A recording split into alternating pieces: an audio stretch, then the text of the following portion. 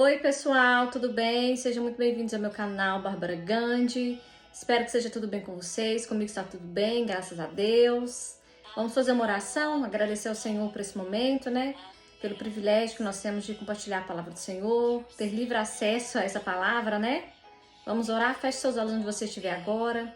Senhor, nós te agradecemos por esse momento, ó Pai. Agradecemos ao Pai por estarmos aqui em Tua presença, podemos compartilhar a Sua palavra, pelo privilégio que o Senhor nos concede, ó Pai, de compartilhar a palavra do Senhor, Deus. Eu te louvo, eu te agradeço, Pai, porque o Senhor é bom em todo o tempo, Deus.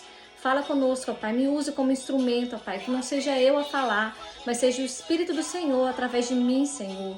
Renova as nossas vidas, ó Pai, fortaleça-nos, ó Pai.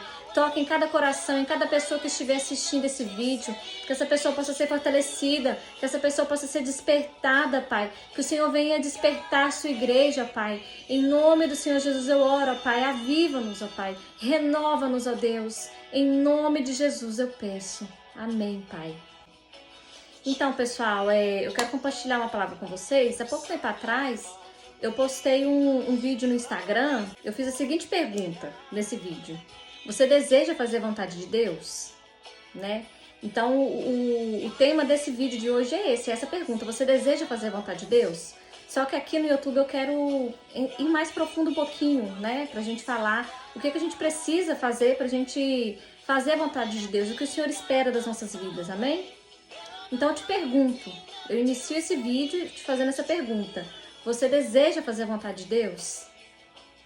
Se você deseja fazer a vontade de Deus, lê comigo agora, abra sua Bíblia se você quiser.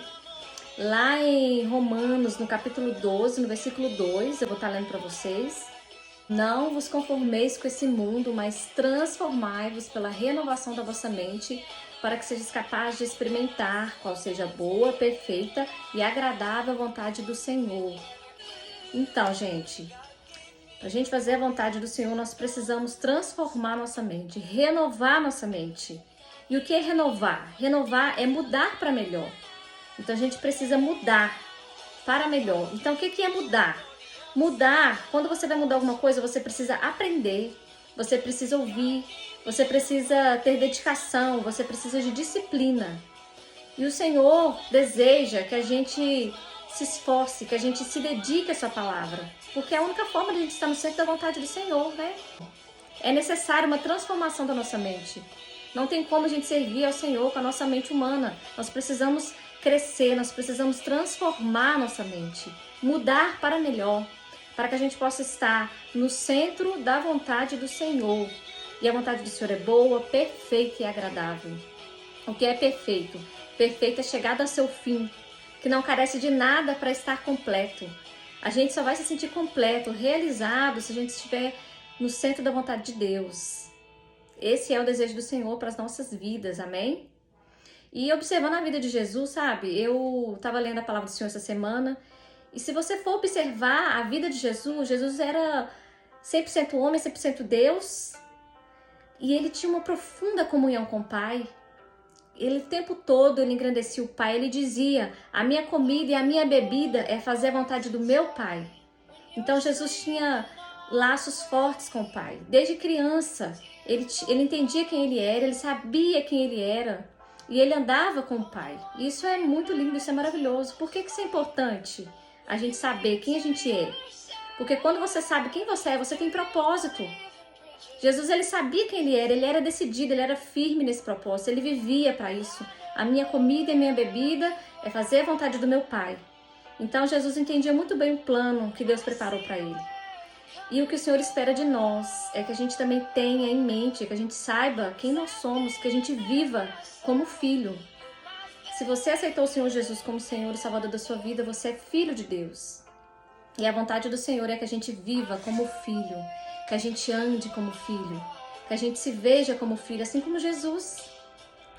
O inimigo, ele vai tentar nos impedir de ter esse entendimento, sabe? Ele vai querer colocar dúvida no nosso coração. Foi assim com Jesus, lá na tentação, em Mateus 4. O inimigo, ele colocava em dúvida a paternidade de Jesus. Ele dizia: se você é o filho de Deus. Então, o inimigo, ele quer colocar essa dúvida no nosso coração, porque ele sabe que a partir do momento que a gente entender que nós somos filhos, tudo muda. nós ganhamos propósito, identidade, nós recebemos aceitação, nós recebemos o amor do Senhor, sabe? E é maravilhoso ser filho de Deus, viver como filho, se ver como filho, independente da nossa história, independente do que cada um passou. Quando a gente entende que a gente é amado, que o Senhor me ama e que eu sou filha do Rei e que todas as coisas cooperam para o meu bem, para o meu favor, tudo muda. Então, ore, peça ao Espírito Santo que Ele traga esse entendimento para você. Que o Espírito Santo te revele que você é filho. O Espírito testifica no nosso espírito que somos filhos de Deus. Amém, gente? Então, o primeiro passo é esse. Se entender que você é filho. Amém? Então, pra gente caminhar com Deus, a gente precisa de uma mudança na nossa vida. E observando a vida de Jesus, eu encontrei 3 hábitos de Jesus que eu achei interessante. E é importante que a gente aplique isso, porque Jesus ele é um exemplo de como nós devemos ser, né?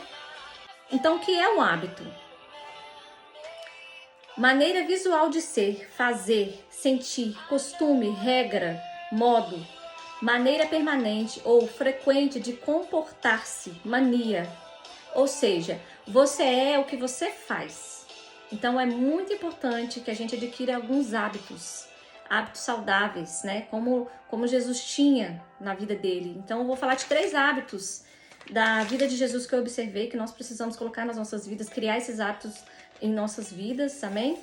Então o primeiro hábito de Jesus é oração. Jesus era um homem de oração. A gente vai encontrar várias passagens de Jesus orando, ele se retirava para um lugar deserto para estar a sós com o Pai. É muito importante a gente ter um momento a sós com Deus, nosso devocional, o momento que a gente vai falar com o Pai. Então a gente observa na palavra que quando Jesus tinha que tomar uma decisão na vida dele, ele ia orar. Antes dele nomear os apóstolos, ele orou, ele passou a noite orando.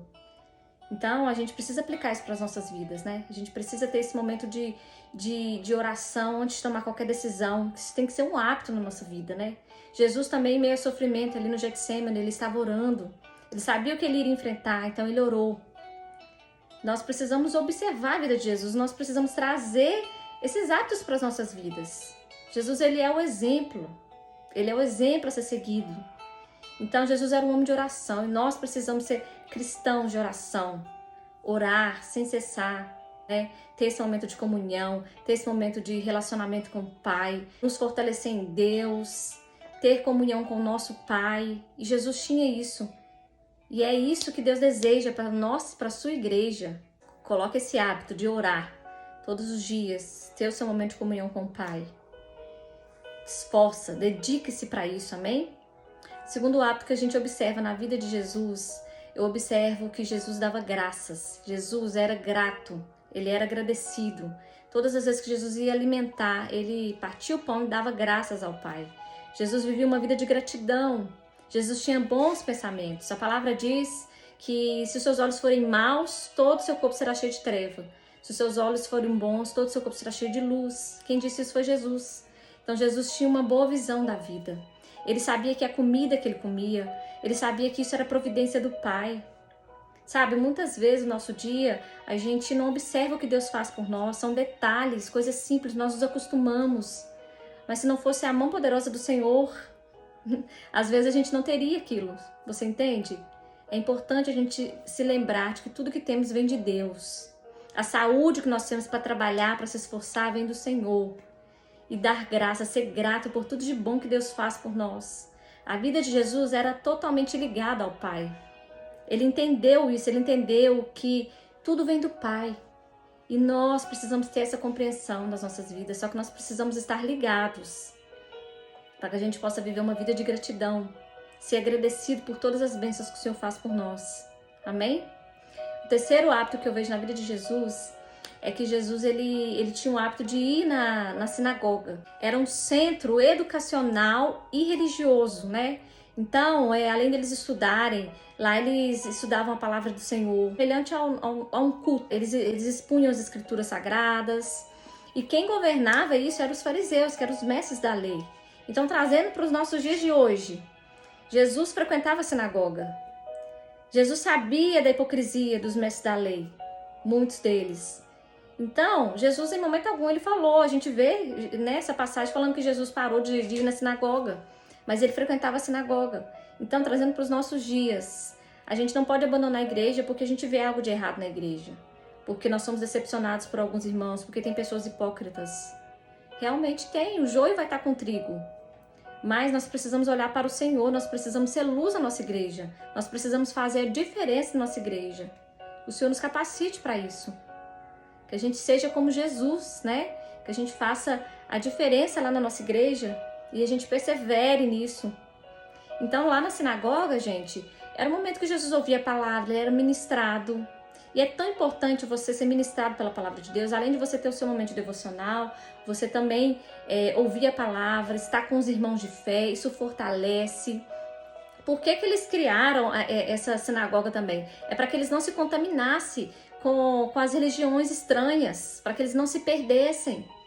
Então, por que é importante que a gente congregue, que a gente se fortaleça em fé com os irmãos? Para que a gente não se perca, para que a gente esteja nos fortalecendo uns com os outros, para que a gente possa ouvir a palavra, nos fortalecer na palavra, estar unidos como família. É muito fácil a gente se perder na caminhada. Então, congregue, tenha comunhão com os irmãos de fé, tenha comunhão, tenha um amigo para você conversar, ore com esse amigo, frequente a igreja, peça ao Senhor sabedoria para você lidar com as dificuldades lá na igreja, mas não pare de congregar, não pare de se reunir com os irmãos, amém? Por quê, irmãos? Esses 3 exemplos da vida de Jesus é tão importante porque Deus ele tem um novo tempo para a igreja. Deus ele deseja fazer algo novo. Hoje em dia a gente tem visto um cristianismo, sabe? Pessoas que não têm vivido a palavra de Deus como deveria viver, pessoas que não são maduras, pessoas que acham que ser cristão é só ir na igreja e voltar. Não, a palavra de Deus ela quer nos transformar. A palavra de Deus é para mudar a nossa mente, para que a gente esteja no centro da vontade de Deus, para que a gente possa fazer a diferença. Deus deseja preparar a sua igreja. Deus deseja que a gente se levante, a gente obedeça a palavra, que a palavra ela caia em boa terra, que essa palavra te transforme, que você crie novos hábitos, crie o hábito de orar, crie o hábito de ir na igreja, de congregar, que você seja grato, que você veja a vida com bons olhos, disciplina sua mente para isso, tudo é na nossa mente, a nossa mente precisa ser transformada, precisa ser moldada e precisa de dedicação, de perseverança. Porque aí nós vamos entender as coisas como elas são, nós vamos conhecer a verdade vai nos transformar, nós vamos ter uma nova perspectiva da vida. Então vale a pena servir a Deus, vale a pena deixar que a palavra de Deus nos transforme, gente.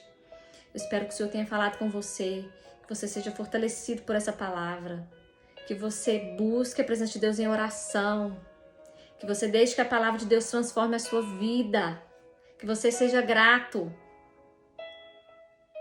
Deus tem planos maravilhosos para a sua vida. Deus deseja fazer coisas grandiosas nas nossas vidas. Então, esse é o tempo. Esse é o momento que o Senhor deseja nos transformar. Sabe, mais do que ser cristão, de falar que eu sou cristão e na igreja e não ter vida transformada, mas ter uma vida transformada. E requer tempo, é um processo, mas vale a pena. Amém, gente? Deus abençoe vocês. Obrigada por estar aqui comigo, por ter assistido esse vídeo até o final. Amo muito vocês, desejo o melhor para vocês, tá? Se você quiser, compartilha esse vídeo, comenta que se essa palavra te edificou, se você foi fortalecido por essa palavra, que o Espírito Santo te abençoe, que essa palavra produza resultado, que essa palavra dê frutos para a honra e glória do Senhor Jesus. Amém? Um beijo grande e até a próxima.